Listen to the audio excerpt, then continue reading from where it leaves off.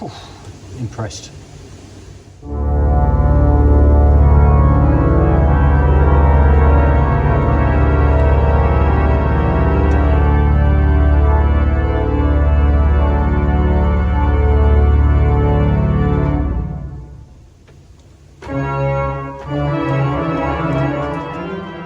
Hello and welcome to another video and to another organ.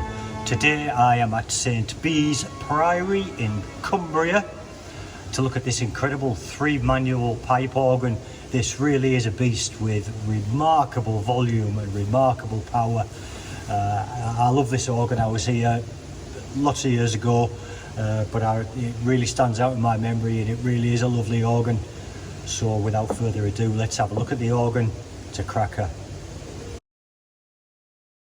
I must apologise for the positioning of the video. There's really limited space here in this tiny little organ loft. I really can't find a better place to position it. So as already mentioned, this organ is a 3-manual pipe organ. It was built by Henry Willis and Sons, a London-based organ builder, which I'm sure many of you have heard of. He was responsible for many of the cathedral organs.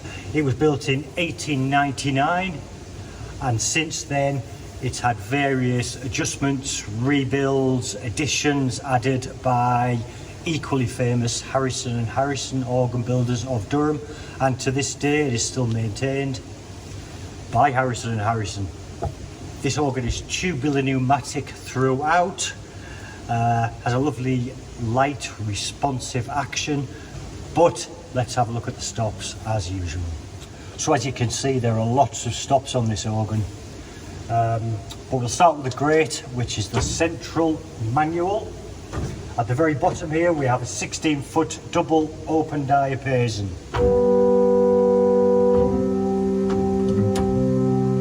which seems to stop at Tennessee.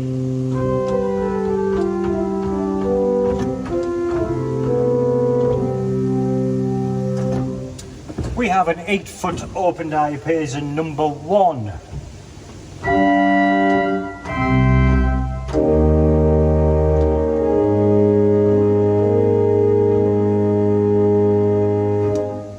I'm sure you can't pick it up on this video, but this is such a huge church, and you can hear the sound resonating right the way down the building and up here in the chancel, which is where the organ's positioned.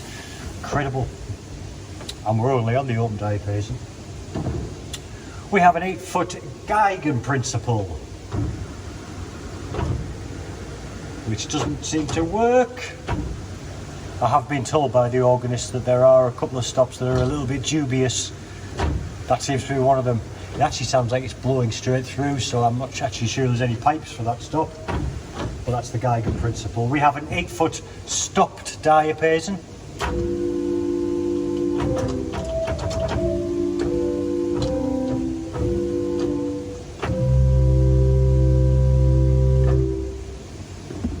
An 8-foot hall flute.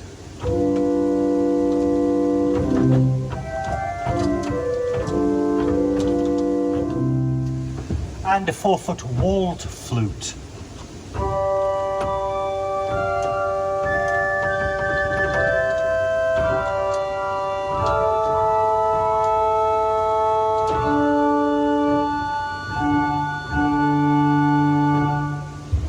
As you would expect, a 4-foot principal. We have a 3-foot 12th, which is actually a mutation stop. It will be a 2 2/3.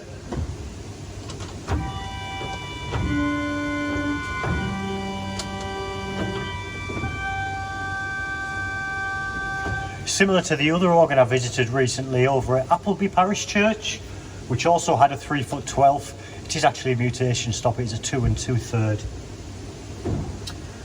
2-foot 15th.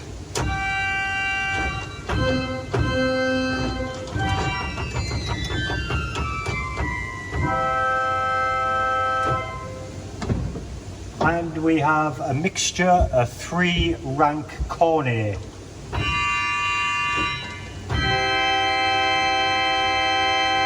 Which, typical of a cornet, has that kind of reedy sound to it, made up of a 17th, a 15th and a 12th, I believe.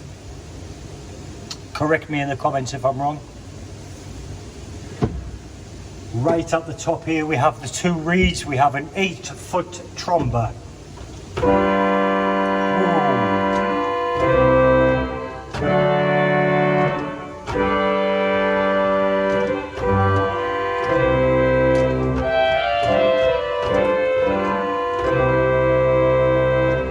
Really has some power. And a 4-foot clarion.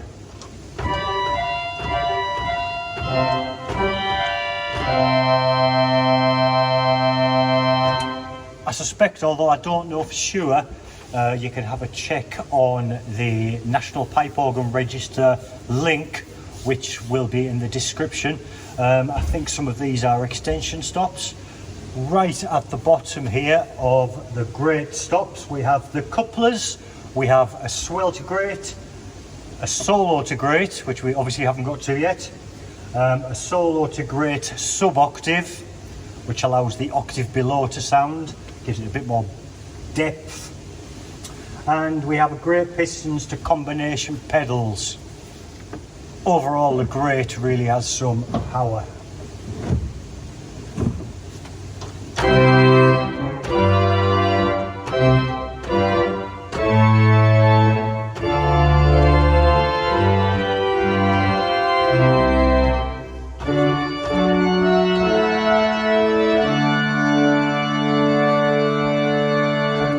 Reeds are tremendous. Moving on to the swell organ, which is the top manual. Lots and lots of stops here. Unfortunately I can't position the camera any better than this, but hopefully you'll be able to see some images which will show you the stop list. The very bottom here we have a 16-foot double bassoon, which actually doesn't even draw. I think that's a prepared stop. Doesn't actually make any sound yet, doesn't have any pipes. The same applies to the 8-foot Lieblich Gedacht. No sound at all. No pipes, I assume. We then have an 8-foot open diapason number 2, which I find a little bit strange because we had the number 1 on the grate. I would expect those to be on the same manual. Often they are. Tell me in the comments if I'm wrong there, or I just haven't come across that yet. But open diapason number 2 is on the swell.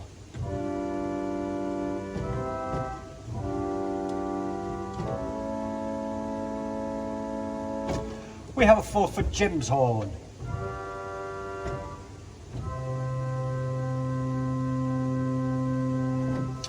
And we have a 2-foot flute. Or flageolet.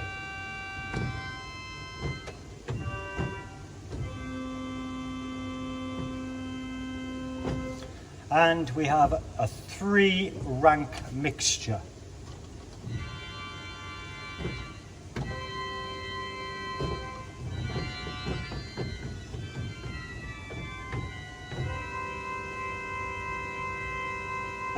Some nice reeds here on the swell.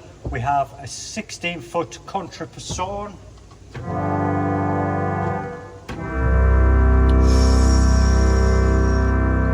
Listen to that rumble, that is lovely.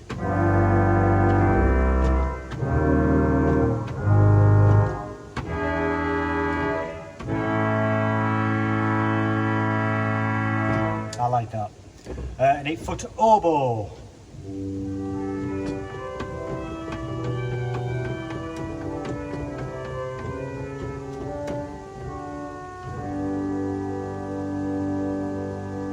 Lovely.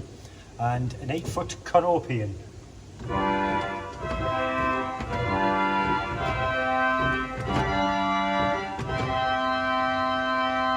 And again we have a 4-foot clarion.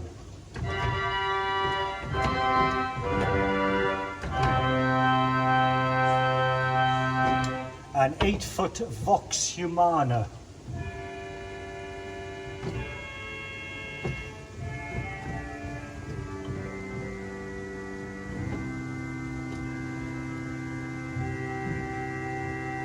I'm not a big fan of vox humanas, but that actually sounds really nice.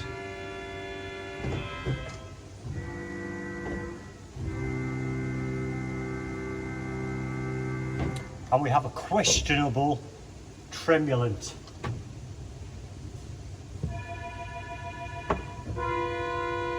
Which actually only seems to work on the Vox Humana.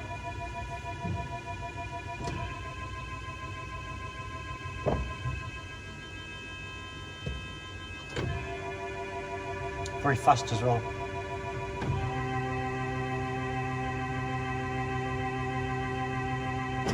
Kenny?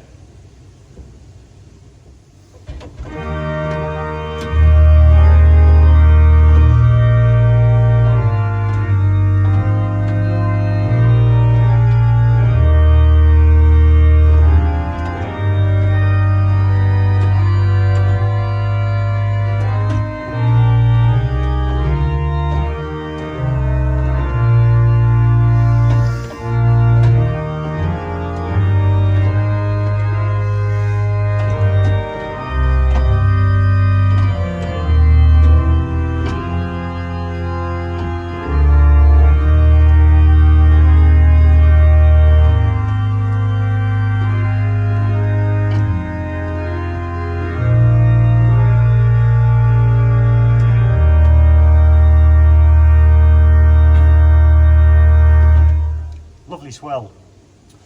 Moving down to the bottom manual, you would normally expect the choir on a 3 manual. In this case it is the solo. So starting at the bottom we have a 16-foot contrasolitional. Very quiet.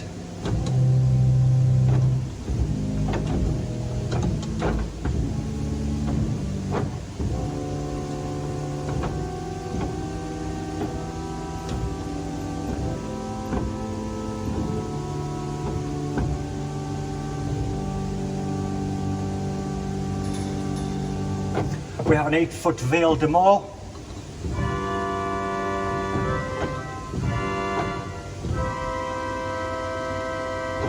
An 8-foot Vox Celeste.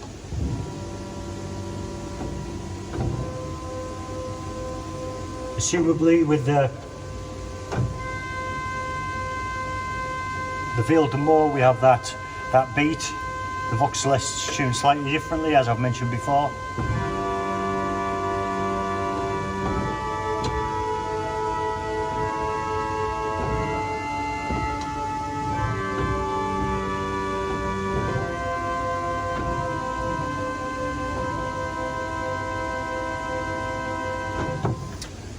And we have an 8-foot Clarabelle flute. That's nice.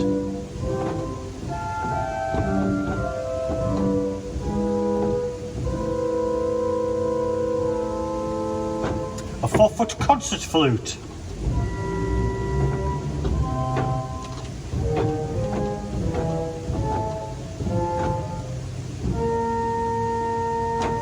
A 2-foot harmonic piccolo.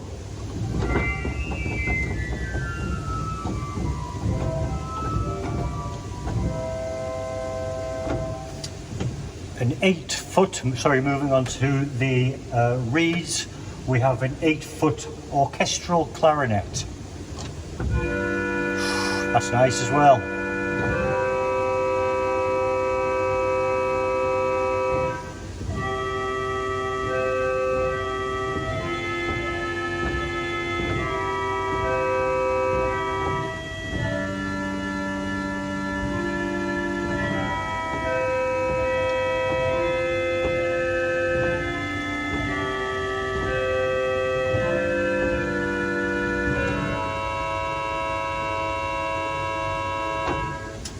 We have a 2-rank sharp mixture, which again is one of the ones that doesn't work. And probably the star of the show here, or one of the stars of the shows anyway, is an 8-foot tuba mirabilis, which is a super loud tuba. Effectively what it means actually, it's just very loud.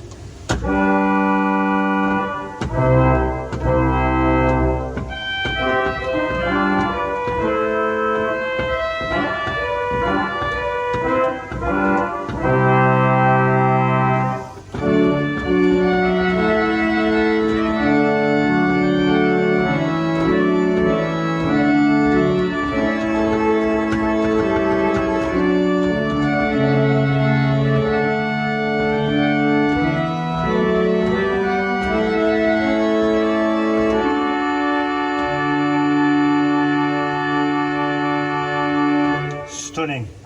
We have two couplers on the bottom here. We have the Swell to Solo and the Solo Octave. Obviously adds an octave onto whatever note you're playing. Moving to the stops on the pedals, which again are here on the left, which you can't see from the video, but I'm going to post them up here as an image. We have a 32-foot double open diapason. Probably can't hear that, that's just a rumble, and I think it does stop at G. We have a 16-foot open wood.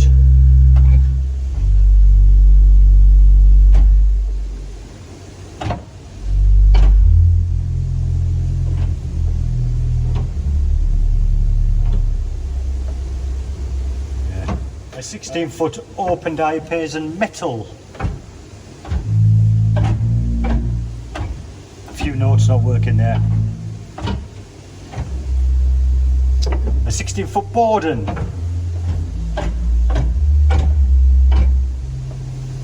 And an 8-foot bass flute.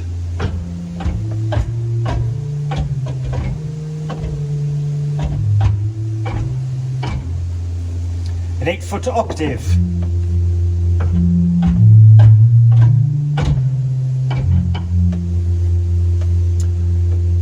And we have a 16-foot offie Clyde.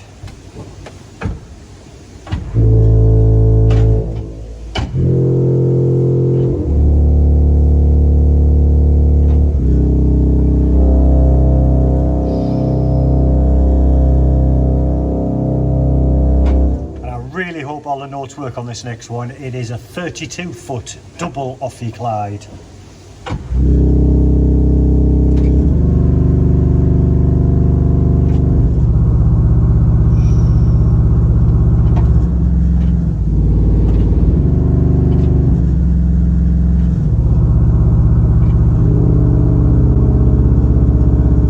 Sounds like a machine gun. That is brilliant.